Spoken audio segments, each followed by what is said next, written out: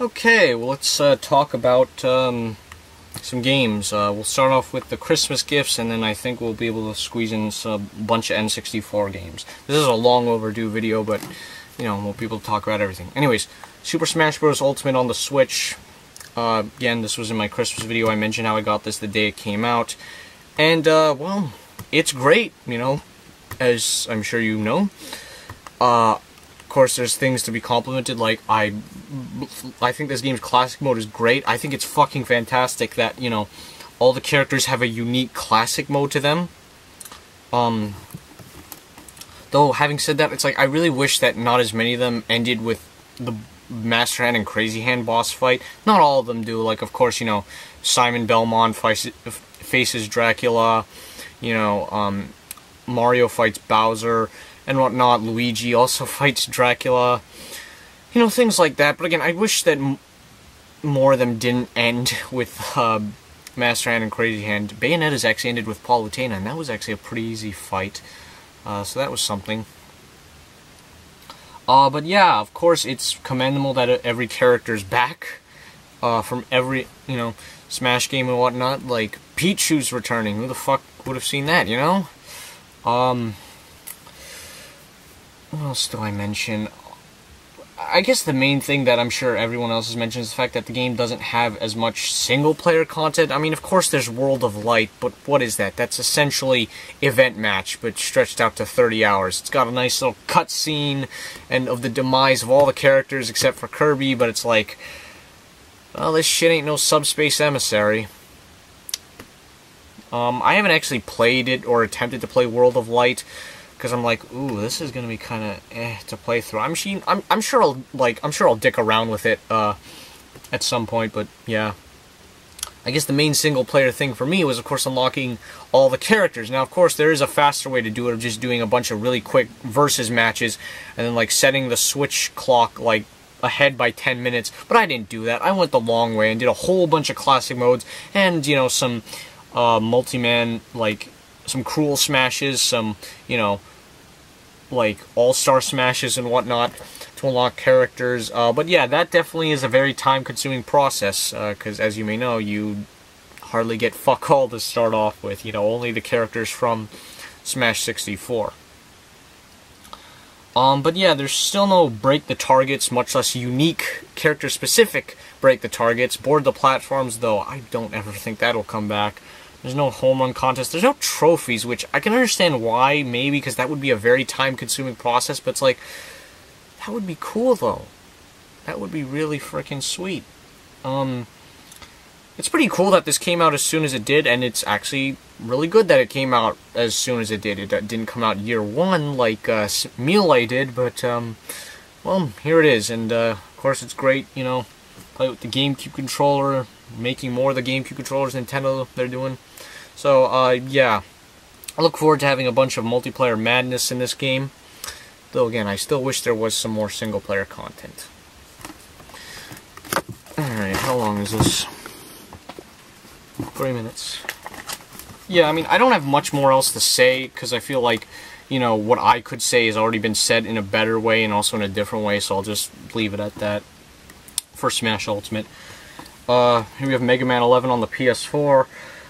This was not something that, like, I had high, you know, levels of hype for. You know, it was just something I kind of bought a little more.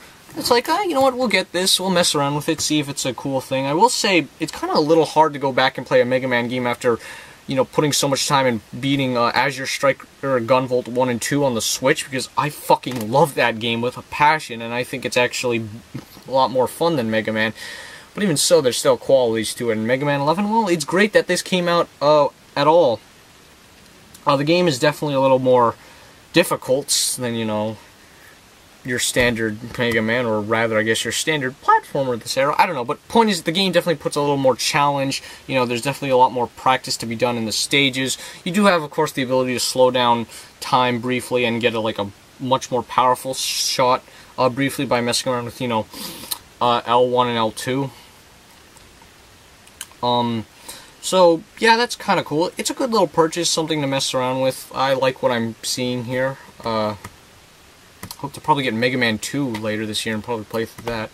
And also it helps that it was 40 bucks.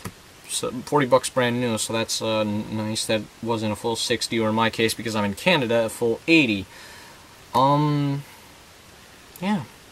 It's just good that this saw release. Voice acting, I mean, even Mega Man Powered Up actually had much better voice acting. Though I will say, it's nice that the voice actress for Roll is actually the same person who did the voice for Magilu in Tales of Berseria. I don't remember her name, but yeah, that was something. I think it was like Erica something, I don't know. But that's actually still a nice little cool tidbit. Hopefully we'll beat this. If not, well, no, I'll try and beat this eventually. Pool Hall Pro on the Wii. This game is fucking great. It really is. There's a lot of, there's a good, nice amount of modes going on here. You got character customization, crib customization. You know, you got a nice variety of locations. You got some really nice music that, while it's hard to hum and, you know, maybe not the most catchy, it's very good music and definitely matches the game. Somebody should really upload the soundtrack of this game. If you're watching this, somebody, please upload the soundtrack to Pool Hall Pro on the Wii. Pool physics are great. I've played a decent amount of this, and I'd say it's honestly one of my favorite Wii games. There's not a ton of pool standalone games for the Wii. I mean, of course, the one you're most likely to have played is Billiards on Wii Play. There's probably some, like, billiards minigames on, like, you know, compilation, minigame compilation games on the Wii, but this is one of the few standalone ones, and I would say this is definitely the best one. Very nice production values, very nice graphics. I mean, sure, there is the occasional look of that, you know, cringy third-party shovelware look. Well, I shouldn't say that, because, again, this game is definitely above that. It's definitely above there. Very good game. It's not the most common game, you know, like a lot of Wii games are, so keep that in mind. Though I would definitely recommend actually hunting this game down. It's worth it. You probably own a Wii. This is something fun. You'll enjoy it. Play with some friends. This game is great. Absolutely good stuff. I liked it a lot. Mortal Kombat vs. DC Universe on the PS3. Something that came to mind because we initially owned this many years ago when we got our PS3. Maybe not the year of we got our PS3, but it was definitely one of the games we had. And, well, here we are all these years later, and I finally have it again, because we did trade in some PS3 games to help fund for an Xbox 360. I actually played more of this at, you know, some friend's house and whatnot. But, yeah, it's good stuff, you know. It's Mortal Kombat vs. DC Universe. I like it. I can't tell you a ton about it, but, it's definitely a nice thing to have. It's also on Xbox 360, so, yeah, get this. It's cheap, I'm sure. Or, if not, at least it's very entertaining. So on with Christmas gifts, here we have, Naruto Clash of Ninja 2 for the GameCube. Now, why do I have this? Well, years ago, one of my brother's friends, borrowed Ultimate Spider-Man for the GameCube, and in exchange, he let us borrow this game. So, yeah, and I do remember actually seeing my brother play this a decent amount back in the day, and as a result, I kind of wanted it. I do probably also want to get the first Clash of Ninja on the GameCube soon, but that's not really a priority. The game, well, going into this, I kind of had an idea what to expect, because I did see Some Call Me Johnny's review of the first game in the series. So, yeah, I kind of had an idea there, though I did not play much of it. I guess this... Yeah, this definitely has more characters, and I'm sure more content. Oh, so there's 4-player battles, so you know what, maybe for that reason alone we should do a watch us play on this. So it's a 4-player fighter. It's another fighter on the GameCube. Yeah. It's interesting, I suppose. And it's good to have for the reason I mentioned before. And, of course, another fighting game on the GameCube. The only two I have are Soul Calibur 2 and Melee. So, yeah, very nice to have. I've never seen Naruto, though. Ever. So, yeah, can't tell you much about the show. Alright, we have NBA Action 95 starring David Robinson. The main thing that stuck out to me about this game is watching a series of videos of canceled Sega 32X games by Genovi, I believe his name was. And one of the canceled 32X games he mentioned was this, how this was going to have a 32X version, and I'm sure it probably would have been a very very simple ports with a few more extra colors and different music. So yeah, no real loss there, because hey, fuck the 32X. Anyways, yeah, there was another one. There was also NBA Action 94. But yeah, this is actually pretty decent. I only sat down and played one game of this, but I liked it. It's cheap, you know. Yeah, nice to have another Genesis game. You might want to get this. I don't know. Here we have Virtual on Cyber Troopers on the Sega Saturn. And another Christmas gift. Yeah, it's Virtual On, you know, Sega franchise on a Sega console, when that could still be a thing, you know. One-on-one death matches with giant mechs and whatnot. Of course, this game promoted the twin stick and whatnot. In fact, I believe in the manual, I'll check right now, it actually mentions the twin stick and showing off the controls. Yeah, it does, right here. Problem is, of course, the twin stick wasn't actually released in North America or Europe. It was only Japan exclusive, so it was only released in Japan, I should say. So why the hell is it advertised there? Were they planning on releasing the twin stick, but just, you know, counted their chickens before they hatched? But yeah, anyways, the movement in this game, it's a thing. It's not quite the same as, say, Last Legion UX, and that game had pretty damn good movement. But, you know, with the controller, it's still definitely playable. In fact, I'm kind of surprised and confused why this game doesn't use the Sega Saturn 3D controller. I think that would have actually been very nice, you know, for some smooth analog control. But, yeah, seeing what it's from and, you know, all that, this is, seeing it's from Sega, I should say. Of course, it's a pretty good game. You know, I've yet to actually sit down and actually beat the arcade mode of this, but I definitely will, and it's great to have. I ended up, I believe I mentioned this in the Christmas video, but I actually bought this off eBay, but picked it up locally because the seller was a store, you know, in the city. So yeah, I was able to do that. So that's pretty cool. Okay, now we go into some N64 stuff. Here we have Bomberman 64, or, you know, as I and I guess some other people like to call it, Bomberman 64 2001, because yeah, this is not the same Bomberman 64 game. That game, the 1997 game, was released as Baku Bomberman in Japan, so as a result, I guess they were able to get away and call this Bomberman 64. This game is very akin, I believe it's very akin to like a Bomberman Land game, if you know that little sub-series of Bomberman games. I guess that's why it wasn't released here. It was a very late release. It was the second last N64 game ever made and ever released. First one, of course, being Tony Hawk's Pro Skater 3.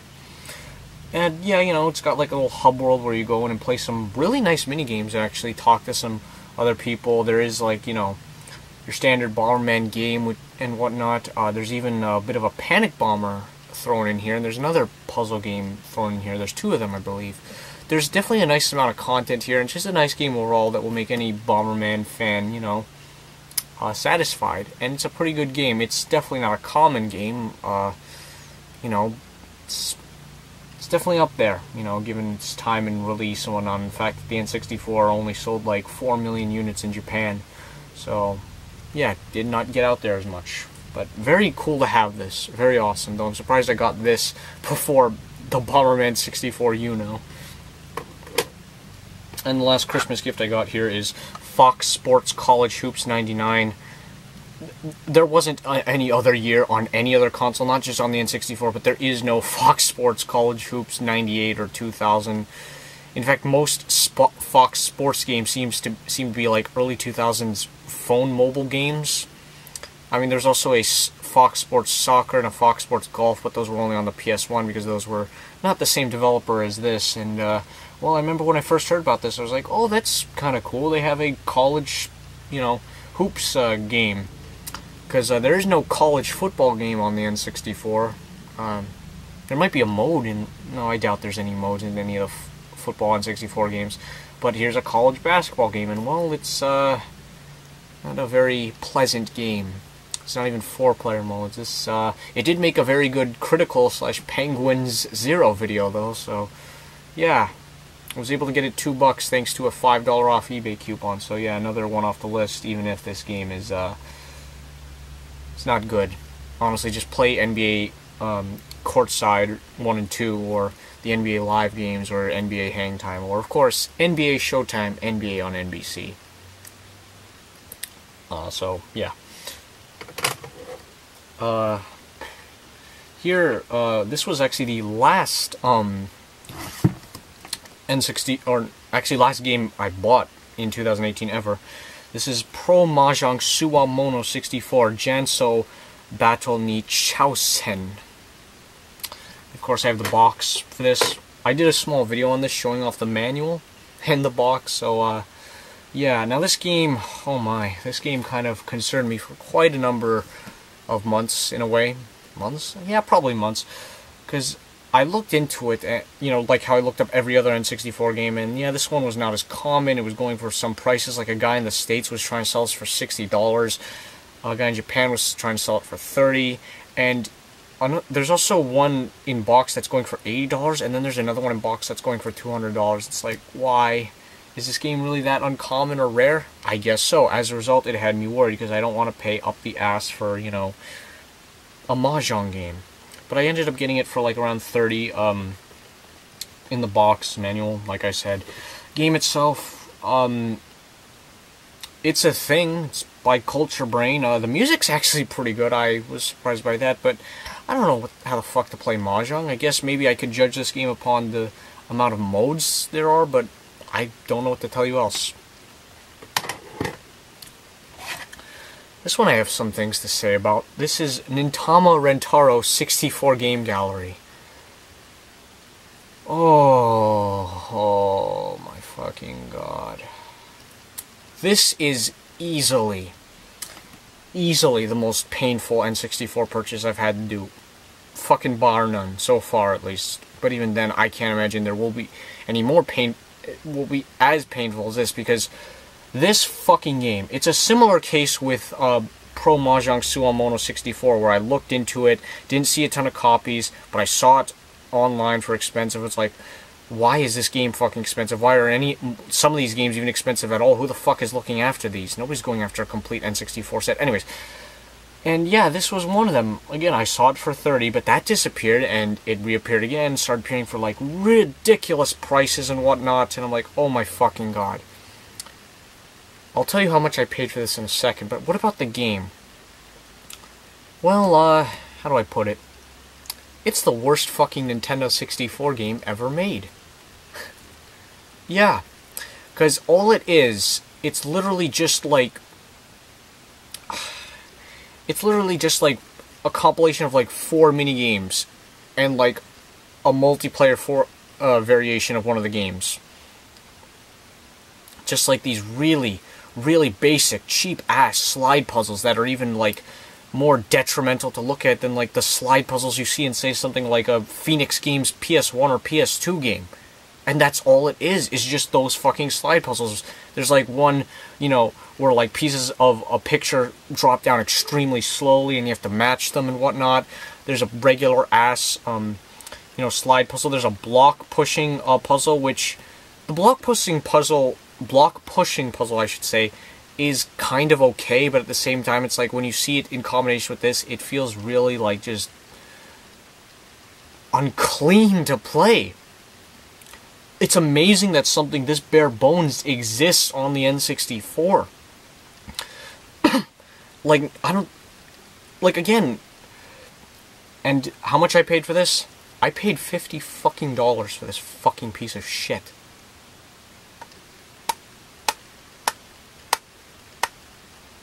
I know. I mean, the good news is, at least there's not a shit ton of examples of you know, this on the N64. But fucking shit, dude.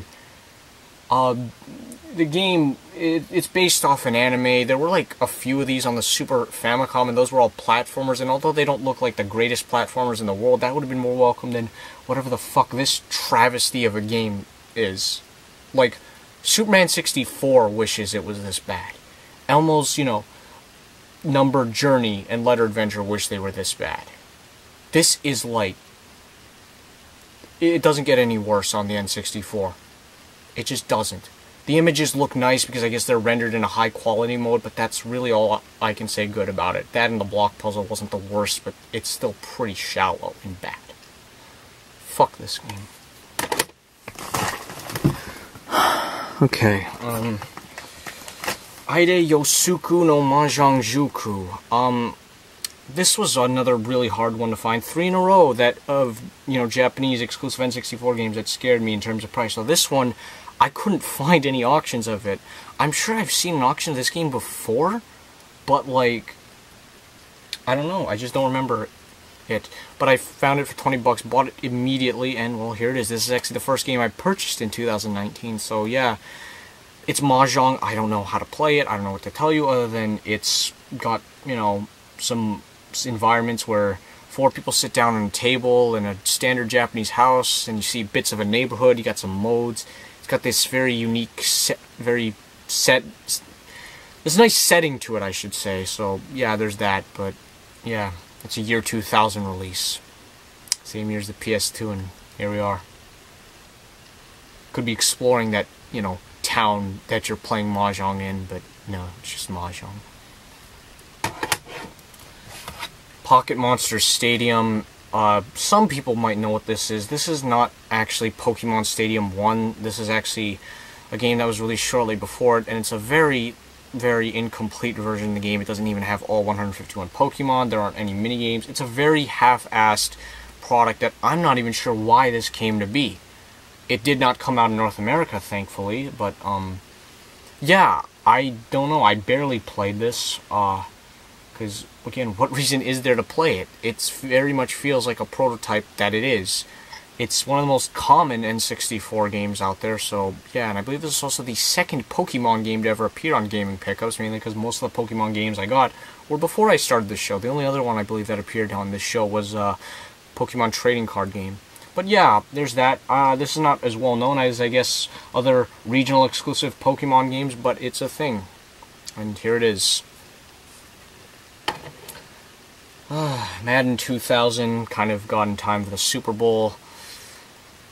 I can't get into football. I don't care. I don't really enjoy it. I mean, I don't think even NFL Blitz will convince me, but you know what? Hey, Madden sold well enough to get Madden 64, Madden 99, 2000, 2001, and even 2002 on the N64, but we couldn't even get FIFA or NHL 2000 on the N64. Yeah.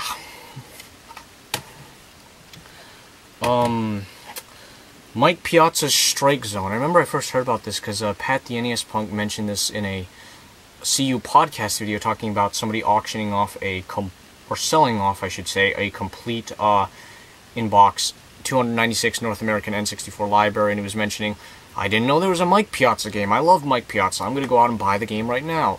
And, well, here it is. Mike Piazza's Strikezone. This game is fucking awful. I can't stand it. It looks like shit. It plays awful. It's just not a good experience. I sat down and played a whole 9-inning game of it. I got my ass handed to me, but whatever. Who cares? It's got the license, okay. It's got Mike Piazza. Did he play this? I know I mention that every time in a celebrity endorsed game, but yeah, this game is fucking awful. Don't bother. Much better game though. Major League Baseball featuring Ken Griffey Jr. This game's pretty good. I'm wondering how it compares to Ken Griffey Jr.'s Slugfest. I definitely want to revisit both games. Maybe I'll do a mini baseball marathon where I play those two games along with Chokukan Knight, Pro Yakyu King, and All-Star Baseball 2001. But this game's pretty good. Graphically, it doesn't look nearly as sharp as other baseball games on the console, but it gets the job done. I did play a full 9-inning game of this, and yeah, I'll definitely look forward to revisiting it. Probably worth buying if you're a baseball fan. And this was almost the last game I bought in 2018, but it wasn't. This is NBA Hang Time. Oh, also I should mention that Mike Piazza's Strikezone and Major League Baseball featuring Ken Griffey Jr. Were 2019 purchases. Anyways, this was the first basketball game on the N64. It was also the first N64 game released in 1997, the second year of the console. It's essentially a follow-up to NBA Jam, and it's got all the same, high high-speed, intense arcade action as NBA Jam. Maybe not all the same features as, say, NBA Jam Tournament Edition, but it's great stuff, and it's really nice to have. Very good port, very good game. Get this. It won't disappoint. Certainly did not disappoint me, and the N64 version might be the second best version to the arcade, next to the arcade, I guess. But good stuff, you know, for sure. And lastly, the one I kind of have the most to say of, but not as much as I could, though I have played it enough to say a thing or two about it, Donkey Kong 64. Yeah, something I should have probably got many years ago, really, but hey, here it is. My third game for the console by Rare. The first two were Diddy Kong Racing and GoldenEye 007. I was interested in this, of course. For years, I did not understand what it was, but now I'm getting the idea. It's a collectathon. You collect golden bananas and a whole bunch of other stuff. You rescue the Kongs and got your different abilities. I've only put like 2 hours into this, but I definitely see what they're going with this. I've also heard a lot of like mixed opinions on the game. You know, like some people like it, some people really criticize the fuck out of it, even though it's generally loved, because hey, it is a Rare game on the N64, so it would be noticed and loved, wouldn't it? Well, yeah, but I guess not as much as Banjo-Kazooie and Banjo-Tooie. I don't think I would ever 100% this game or complete it. I just don't think it's you know, grasping my attention that much. But I do like what they're going, you know. Of course, lots of gold bananas that you can't get because, you know, you need the Kongs and whatnot. You know, just travel around a level, explore it, get some golden bananas, get some tokens to get new abilities, meet up with Funky Kong, and then go to Cranky Kong. It's, yeah, it's, in a way, kind of akin to Super Mario 64, and I know that game pretty damn well. Though didn't know this till, like, way recently. You know, even for the many years I did know about it, but it's cool to have. It wasn't a huge priority, but it kind of was. It's kind of that weird spot, but hey, very nice to finally have this. Oh, God, okay, alright, I'll squeeze in one more and then we're done. FIFA International Soccer on the Sega CD. I have not got a Sega CD game since, like, late 2016. I believe the last game I bought for it was Rise of the Dragon. But yeah, this is essentially FIFA on Genesis, just with, you know, video clips from, I believe, the World Cup of 1990. He got more frames of animation. What else? New secret game modes revealed after you win that big match. Well, I don't know what the fuck that is. It's an interesting sort of game to play. I find it's really easy to get tackled and kind of hard to keep the ball, you know, going along and whatnot. But it's an interesting little specimen, and hey, I guess in this day and age, it's better to get this than the Genesis version. Though back in the day, was it really worth getting, you know, paying full price for this when you already own the Genesis version? Probably not. But hey, here it is, and well, I'll take this any day over any shitty FMV game on the Sega CD. And you know, I do kind of like soccer games, so yeah, a nice little purchase to have. Also, the first Sega CD game was filmed in this style of gaming pickups. Oh, this was also a 2018 purchase. So, yeah.